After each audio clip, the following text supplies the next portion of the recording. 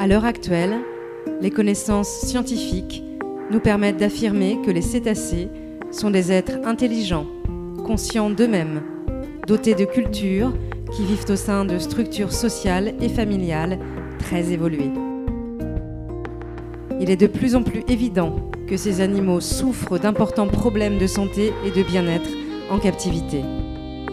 Le stress peut notamment engendrer perte d'appétit et de poids, ulcères stomacaux, vulnérabilité accrue aux maladies, dépression, comportements antisociaux.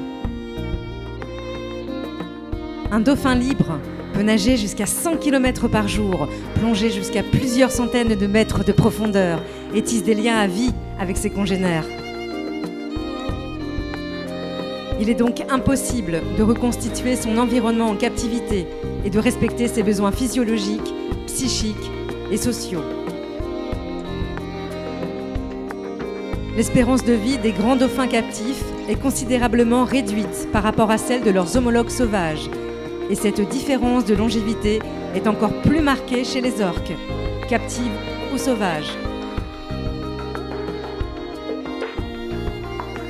De plus, l'industrie de la captivité permet aux chasses sanglantes de Taiji au Japon de se perpétuer, car c'est durant ces massacres extrêmement violents que les dresseurs du monde entier viennent s'approvisionner en dauphins frais. En effet, la chasse à des fins purement alimentaires n'étant pas rentable, cette industrie, en subventionnant ses battus, lui permet d'exister. C'est ainsi que certains individus seront épargnés et vendus aux quatre coins du monde pour une vie d'esclaves. Ces prélèvements en milieu naturel ont des conséquences très préjudiciables à la survie des populations sauvages. Décès autres que ceux capturés sous le coup du stress notamment. Désorganisation sociale, problèmes de reproduction. À l'heure où les consciences s'éveillent, nous ne pouvons plus mentir aux enfants en leur faisant croire que le dauphin, parce qu'il a toujours l'air de sourire, est heureux en faisant le clown pour obtenir une ration de poisson. Ces spectacles ne peuvent rien apprendre de pertinent aux enfants sur la vie des cétacés, et encore moins prétendre participer à la préservation des espèces. Observer les dauphins nager à l'étrave d'un bateau est une merveilleuse leçon de vie. Conscients de tous les problèmes liés à la captivité, plusieurs pays d'Europe ont renoncé à cette industrie.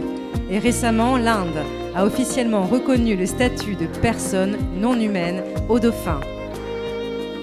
Pour toutes ces raisons, nous demandons la fermeture des delphinariums en France et en Europe à moyen terme et la réhabilitation des cétacés dans des sanctuaires marins adaptés.